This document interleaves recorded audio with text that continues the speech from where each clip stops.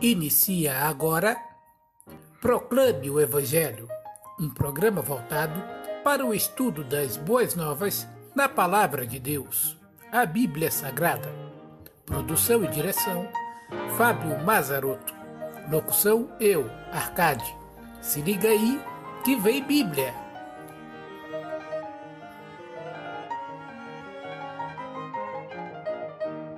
Olá, amigo. Que bom ter você conosco aqui. Estamos começando mais um Proclama Evangelho, nessa série de estudo bíblico que vai da criação até Cristo, de Gênesis a Atos dos Apóstolos. Antes de darmos continuidade ao nosso estudo, eu quero pedir a você um favor, que você entre no YouTube e procure lá Proclame o Evangelho. Acesse esse canal, se inscreva e também ative o sininho para receber as nossas publicações com o intuito de edificar a você e proclamar o Evangelho de Jesus Cristo. Muito bem, na lição passada nós vimos o desfecho final do dilúvio. Nós vimos que Noé não ficou apenas 40 dias dentro da arca, mas cerca de 1 ano e 17 dias. 1 ano e 10 dias desde que começou a chuva, mas desde que ele entrou, 1 ano e 17 dias. Depois que ele saiu, por ordem de Deus, ele sacrificou um cordeirinho, ele sacrificou um animal, lembrando da promessa de Deus que enviaria um Salvador. Noé depositava a sua fé nesse Salvador que Deus prometeu que enviaria. Deus então fez uma aliança com Noé, sua família, com todos os animais e toda a criação, colocando no céu um arco que hoje nós conhecemos como arco-íris. Esse é o sinal que Deus nunca mais destruirá a terra com um dilúvio universal. Não quer dizer que não haverão inundações e enchentes, mas um dilúvio universal, como aconteceu na história de Noé e como várias culturas ao redor do mundo têm esse relato, não acontecerão jamais, porque esta é uma promessa de Deus. E sempre que chove durante o dia, tem um pouco de gotículas e aparece o sol, nós nos deparamos com essa beleza que Deus colocou ali, o arco-íris. Nós vimos também onde é que foi parar o Jardim do Éden, naquela região lá do Golfo Pérsico, a região do sul do Iraque, do Kuwait, da Arábia Saudita. Ela é rica em petróleo e ali estava o Jardim do Éden, onde hoje é um deserto e no seu subsolo contém as maiores reservas de petróleo do mundo. Petróleo nada mais é do que restos em decomposição de vegetais e animais que ficaram sob uma alta pressão.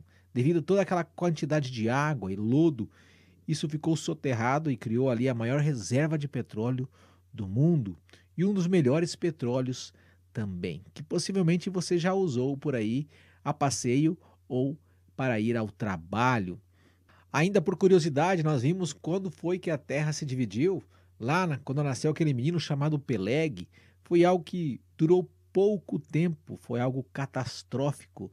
Ainda bem, como eu brinquei, que não haviam prédios, não haviam edifícios naquela época, senão tudo iria abaixo. Pode ter certeza que os terremotos foram grandiosos aí e talvez acima da escala que nós medimos hoje, devido a todo esse processo e que deixou a Terra como nós conhecemos hoje, nos continentes que existem hoje. Aconteceu nesse breve período de tempo. Ainda na última lição, nós vimos que os homens falavam todos a mesma língua e resolveram desobedecer à ordem de Deus, que era para se multiplicar e se espalhar sobre a face da terra. Eles se reuniram na planície de Siniar, que é ali na região do sul do Iraque, com o Kuwait, e começaram a construir ali uma cidade e depois edificar uma torre. E eles queriam chegar ao céu, mas em momento algum eles consultaram a Deus. Eles resolveram fazer do seu jeito e da sua maneira, e com certeza, se Deus tivesse permitido, eles estariam construindo essa torre até hoje e jamais chegariam ao céu, que é o lugar onde Deus habita. O máximo que eles chegariam seria no espaço. E olhe lá, hein, amigo? Pois bem, Deus desceu ali e confundiu a língua de todos eles, e eles então se espalharam pela terra por causa da dificuldade de se comunicarem. Por isso se chamar Babel, porque Deus confundiu a linguagem de todos eles. Não muito diferente da época de Babel, Adão e Eva tentaram do jeito deles, da maneira deles, com as folhas de figueira, e Deus não aceitou aquela maneira de resolver o problema do pecado. Depois nós vimos Caim com os frutos da terra, querendo merecer um lugar no céu. Deus não aceitou. Depois do dilúvio, as pessoas se agarraram em troncos e árvores para se salvar, mas isso não resolveu o problema do pecado delas. Elas deveriam ter se arrependido e entrado na arca com Noé. E olha, pasmem, foram 100 anos que Noé construiu essa arca, nunca havia chovido, e esse homem, segundo o apóstolo Pedro, em uma das suas cartas, pregou para as pessoas que Deus destruiria a terra com um grande dilúvio, uma chuva. Não existia na época, então achavam que ele estava louco, não creram nele e não entraram na arca. Por isso todos pereceram e foram condenados através do dilúvio. E agora, na Torre de Babel, os homens tentaram do seu jeito e da sua maneira novamente chegar até Deus. É isso que a religião humana faz. Ela tenta merecer o céu por sua própria obra e esforço, mas Deus não aceita isso. Não é por merecimento, é por graça, é um favor não merecido. Acaso não foi Noé que foi agraciado por Deus, achou graça diante de Deus? Sim, porque ele cria no Filho da Mulher que esmagaria o poder de Satanás sobre as nossas vidas e que foi prometido lá no Jardim do Éden para Adão e Eva para resolver o problema do pecado. E para dar continuidade ao nosso estudo, como eu falei, vamos ver a história de um personagem muito importante pelo qual Deus faria uma nação e através dessa nação viria o Salvador, o Messias, o Cristo do Senhor para salvar toda a raça humana. Gênesis capítulo 11, verso 27 ao verso 32. Esta é a história da família de Terá. Terá gerou Abrão, Naor e Harã. E Harã gerou Ló. Harã morreu em Ur dos Caldeus, sua terra natal, quando ainda vivia Terá, seu pai. Quando Abrão com Naor casaram-se, o nome da mulher de Abrão era Sarai, e o nome da mulher de Naor era Milca. Esta era filha de Harã, pai de Milca e de Isca. Ora, Sarai era estéril, não tinha filhos. Terá tomou seu filho Abrão, seu neto Ló, filho de Harã, e sua nora Sarai, mulher de seu filho Abrão, e juntos partiram de Ur dos Caldeus para Canaã. Mas ao chegarem a Harã, estabeleceram-se ali. Terá viveu 205 anos e morreu em Harã. A partir de agora nós veremos que a idade dos homens irá diminuir, porque o Espírito de Deus não está mais com eles.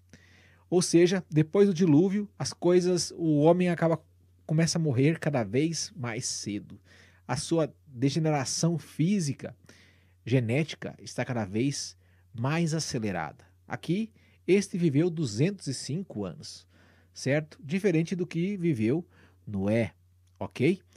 A gente olha aí e vê a história de um homem que aparece aí, Abrão. É Abrão. Depois, muito tempo depois, é que Deus muda o nome dele para Abraão. E você conhece ele com certeza por Abraão. Até o pessoal do Islã, os muçulmanos, conhecem Abraão. Aqui está ele, este homem. Ele tinha uma mulher que se chamava Sarai.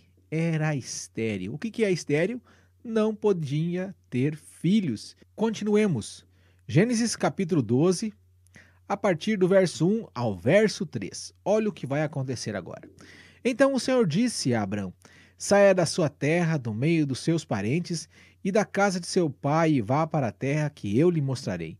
Farei de você um grande povo e o abençoarei. Tornarei famoso o seu nome, e você será uma bênção. Abençoarei os que te abençoarem, e amaldiçoarei os que o amaldiçoarem. E por meio de você, todos os povos da terra serão abençoados. Agora Deus chama a Abrão e diz: olha, deixe seus parentes, deixe a casa do seu pai, e eu vou mandar você para um lugar que você não conhece. E eu vou fazer de você um grande povo e vou te abençoar. Como assim? Este homem aqui já tinha uma certa idade, nós iremos ver um pouquinho mais para frente. A mulher dele era estéril, não podia ter filhos. Como iria fazer dele uma grande nação? Se ele não podia ter filhos? Mas aqui é Deus agindo. Ele sabe o que faz. Deus tem poder para fazer muitas coisas. Ele é onipotente, é todo-poderoso. Deus faz uma promessa para Abraão que se ele deixasse os seus parentes, a casa do seu pai, e fosse para a terra que ele lhe mostrasse, confiasse em Deus, cresce em Deus, dele faria um grande povo, uma grande nação, tornaria o nome desse homem famoso. E por meio dele, todos os povos da terra seriam abençoados. Ou seja, por meio de Abraão, viria o Salvador que Deus havia prometido para Adão e Eva lá no Jardim do Éden. Aquele que esmagaria o poder de Satanás sobre as nossas vidas. O Salvador, o Senhor. Aqui nós vimos que ele estava em Ur dos Caldeus e com seu pai foi parar em Harã. E Deus vai fazer com que ele vá até a terra de Canaã, onde hoje é o país conhecido como Israel. Algumas perguntas devem ser feitas aqui. Será que é fácil você sair de perto daqueles que você conhece, dos seus familiares, e ir para um lugar um local que você nunca ouviu falar, com uma língua estranha, um povo estranho? É necessário confiar. É preciso ter fé. Essa é a definição. Abrão, tinha que confiar em Deus. E aqui entra a definição de fé. Fé não vê ou sente, mas espera com certeza. Isso mesmo. Fé não vê ou sente, mas espera com certeza. Abra sua Bíblia aí, segura o dedo aí em Gênesis, no capítulo 12. Abra sua Bíblia aí em Hebreus, capítulo 11, o verso 1. Olha o que diz ali. É daí que sai a definição de fé. Ora, a fé é a certeza daquilo que esperamos e a prova das coisas que não vemos. Ou seja, confiança. Fé não vê ou sente, mas espera com certeza. Voltemos lá para Gênesis, o capítulo 12 de Gênesis, para dar continuidade. Abraão tinha que confiar em Deus. Ele nasceu através de Adão e ele nasceu morto espiritualmente, separado de Deus. Para ser ligado novamente a Deus, ele precisava confiar em Deus. Através de Abraão, Deus disse que traria o Salvador, como nós acabamos de ver. É importante frisar, antes de lermos Gênesis capítulo 12, versículos 6 ao 7, que nesse mesmo capítulo, no versículo 4, a Bíblia fala que Abrão tinha 75 anos de idade. Isso mesmo, e não tinha um filho. E Deus disse que faria dele uma grande nação. Era preciso, de fato, fé. Leiamos então Gênesis capítulo 12, versículo 6 ao versículo 7. Abrão atravessou a terra até o lugar do carvalho de Moré, em Siquém. Naquela época, os cananeus habitavam essa terra. O Senhor apareceu a Abrão e disse: à sua descendência darei essa terra. Abrão construiu ali um altar dedicado ao Senhor que lhe havia aparecido. Pois bem, o que acontece aqui? Abrão faz um altar e faz sobre ele o quê? Um sacrifício, se lembrando da promessa que Deus enviaria um inocente para morrer no lugar do culpado, que Deus enviaria o filho da mulher para esmagar o poder de Satanás sobre a vida dele, sobre a minha vida e sobre a sua vida. Ele esperava pelo Salvador. Ele cria na promessa que Deus havia feito lá para Adão e Eva no Jardim do Éden. De alguma forma, isso foi transmitido a ele, já que ele era um dos descendentes de Noé, um dos descendentes do filho mais velho, de Sem. Gênesis capítulo 13, versículo 14 ao 15. Disse o Senhor a Abrão, depois que Ló separou-se dele: de onde você está? Olhe para o norte, para o sul, para o leste e para o oeste. Toda a terra que você está vendo darei a você e a sua descendência para sempre. Tornarei a sua descendência tão numerosa como o pó da terra. Se for possível contar o pó da terra, também se poderá contar a tua descendência. Deixa eu explicar um pouquinho aqui. Houve um problema entre Abrão e seu sobrinho Ló, que tinha ido junto com ele, porque Deus estava abençoando eles de tal maneira que o gado deles não poderia pastar no mesmo lugar. E começou a ter confusão entre os pastores de Abrão e de Ló. E Abrão, então, para não criar confusão, para não ter briga com seu sobrinho, disse para ele escolher um lugar para ele ir. E ele escolhe, então, lá as campinas, lá, né, onde estavam as cidades de Sodoma e Gomorra, que eram muito bonitas para ir com seus animais. E depois que ele deixa Abrão, Deus faz essa promessa para ele, que ele seria como pó da terra. A descendência de Abrão seria como pó da terra, ok?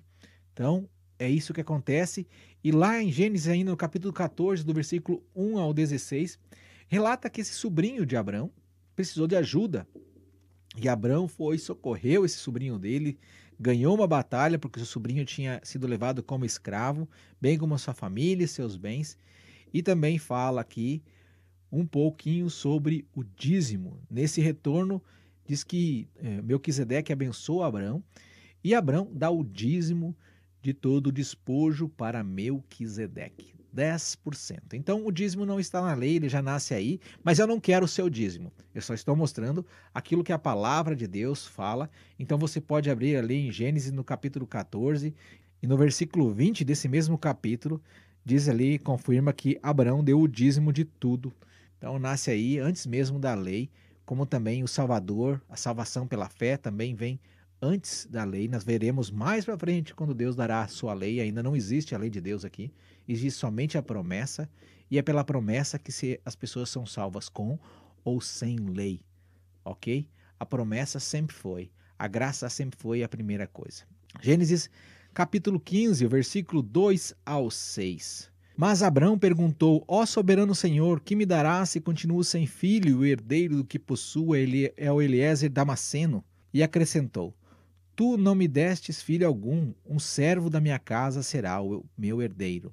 Então o Senhor deu-lhe a seguinte resposta: seu herdeiro não será esse, um filho gerado por você mesmo será o seu herdeiro. Levando-o para fora da tenda, disse: olha para o céu e conte as estrelas, se é que pode contá-las. E prosseguiu: assim será a sua descendência. Abrão creu no Senhor e isso lhe foi creditado como justiça. Primeiro, Deus diz que faria a descendência dele como pó da terra. Se é que é possível que alguém consiga contar o pó da terra. Agora Deus torna a coisa um pouquinho mais complicada. Diz que a descendência de Abrão seria como as estrelas do céu. É possível contar as estrelas do céu? É impossível contar.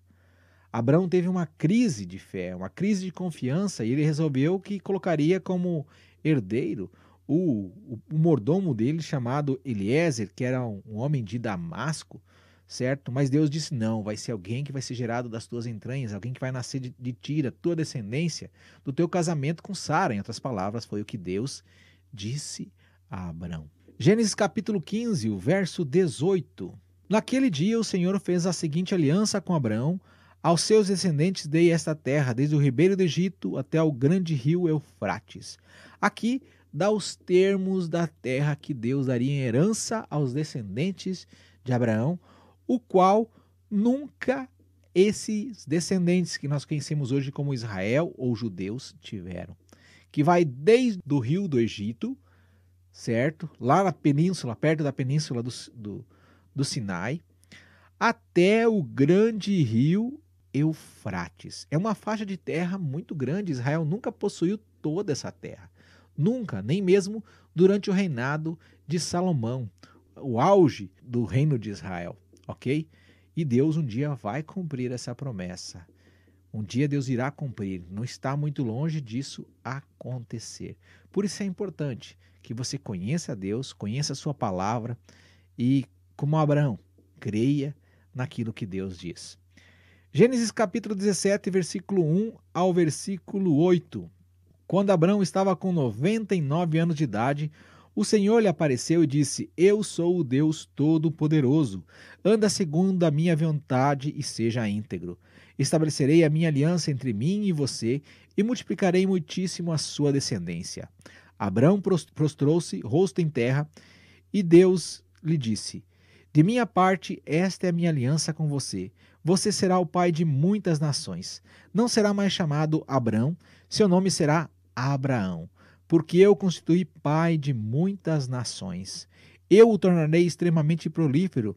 De você farei nações, e de você procederão reis. Estabelecerei a minha aliança como aliança eterna entre mim e você e os seus futuros descendentes, para ser o seu Deus e o Deus dos seus descendentes. Toda a terra de Canaã, onde agora você é estrangeiro, darei como propriedade perpétua a você e a seus descendentes, e serei o Deus deles. Então agora Deus aparece a Abrão, quando ele tem 99 anos de idade, e muda o nome dele para Abraão. E qual é o significado de Abraão? Primeiro, Abrão significa pai exaltado. Nunca teve um filho, mulher estéril. Agora, Deus muda o nome dele para Abraão, pai de nações. Aos 99 anos de idade, era impossível ter um filho nessa idade. Humanamente era impossível. A mulher dele já era bem mais de idade, que nós veremos um pouquinho para frente aqui. Mas pai de nações, já imaginou esse homem chegando numa vila para vender uma das suas ovelhinhas, do seu gado, e dizendo que Deus tinha mudado o nome dele de Abrão para Abraão? Não, meu filho, não é mais Abrão, é Abraão. E dar risada na cara dele. Mas ele precisava confiar em Deus. Dando continuidade, Gênesis capítulo 17, do verso 10 ao verso 13. Esta é a minha aliança com você e com os seus descendentes, aliança que terá que ser guardada. Todos os do sexo masculino entre vocês serão circuncidados na carne. Terão de fazer essa marca, que será o sinal da aliança entre mim e vocês. Da sua geração em diante, todo menino de 8 dias de idade entre vocês terá que ser circuncidado, tanto os nascidos em sua casa, quanto os que forem comprados de estrangeiros e que não forem descendentes de vocês. Sejam nascidos em sua casa, sejam comprados, terão que ser circuncidados. Minha aliança marcada no corpo de vocês será uma aliança perpétua. Aqui, então, Deus faz o pacto, o primeiro pacto com Abraão, aliança, ou seja, ao 8º dia era feita uma cirurgia para retirar o excesso de pele sobre o pênis, certo? E é nesse dia que está a maior concentração no organismo, que acelera o processo de cicatrização das crianças, então não haverá problema nenhum. Então Deus estabelece essa aliança de forma física, para mostrar a diferença do seu povo para com os outros. Ok? No capítulo 17, do versículo 15, ao versículo 17, Deus muda o quê? O nome da mulher de Abrão. Olha só. Disse também Deus a Abrão: de agora em diante sua mulher já não se chamará Sarai, seu nome será Sara. Eu a abençoarei e também por meio dela darei a você um filho. Sim, eu a abençoarei e dela procederão nações e reis de povos. Abraão prostrou-se o rosto em terra, riu-se e disse a si mesmo: poderá um homem de 100 anos de idade gerar filhos? Poderá Sara dar à luz aos 90 anos? Olha só, a mulher dele tinha 90 anos, era impossível. Você acha que é difícil uma mulher hoje com 40 anos ter um filho? Imagina uma mulher com 90 anos, é impossível, é um milagre. Quando o homem não pode mais operar, Deus opera, Deus faz milagres. E aquilo que Deus promete, Ele cumpre. Deus disse que daria a ele um filho e ele deu risada de Deus. Ok? Ela seria mãe de nações. Ela passa o nome de princesa para mãe de nações. Ele questiona Deus. Ok? No verso 19, Deus continua falando com ele no capítulo 17, verso 19 a 21, diz assim: então Deus respondeu: na verdade, Sara, sua mulher, lhe dará um filho e você lhe chamará Isaque. Com ele estabelecerei a minha aliança, que será aliança eterna para os seus futuros descendentes. E no caso de Ismael, que é um filho que ele teve com uma escrava egípcia, por insistência da sua mulher e por ele também ter tentado dar um jeitinho com relação à promessa de Deus, mas Deus ainda assim é fiel, ele prometeu, Deus cumpriu, apesar de Abraão não ser fiel. Diz que ele levarei em conta o seu pedido, também o abençoarei e o farei multiplicar, e o farei florífero, e multiplicar muito a sua descendência. Ele será pai de 12 príncipes, e dele farei um grande povo, que nós conhecemos hoje pelos árabes, as 12 tribos árabes, de onde vem o islamismo, os muçulmanos. Versículo 21, mas a minha aliança eu estabelecerei com Isaque, filho de Sara, e lhe dará no ano que vem, por esta época. Então ela teria um filho e colocaria o nome de Isaque. Isaque significa risada, sorriso. Capítulo 18, para a gente concluir o estudo de hoje, vamos para o capítulo 18, do versículo 1 ao versículo 3. O Senhor apareceu a Abraão perto dos carvalhos de Manre, quando ele estava sentado à entrada de sua tenda na hora mais quente do dia. Abraão ergueu os olhos e viu 3 homens em pé a pouca distância. Quando os viu, saiu da entrada de sua tenda, correu ao encontro deles e curvou-se até ao chão. Disse ele: meu senhor, se mereço o seu favor, não passe pelo seu servo sem fazer uma parada. Agora, Abraão recebe a visita aqui de 3 homens. Um deles, com certeza, era o Senhor. É uma visita especial. O próprio Deus, né, numa forma humana, e mais 2 anjos, que nós vamos confirmar a seguir, né, e Abraão convida eles para ficar. Ele não sabia. Gênesis 18, verso 9 ao 12. Onde está Sara, sua mulher? Perguntaram. Ali na tenda, respondeu ele. Como ele sabia o nome dela? Ok? Então disse o Senhor: voltarei a você na primavera, e Sara, sua mulher, terá um filho. Sara escutava a entrada da tenda atrás deles. Abrão e Sara já eram velhos de idade, bem avançada. E Sara já tinha passado da idade de ter filhos, não tinha mais o ciclo menstrual.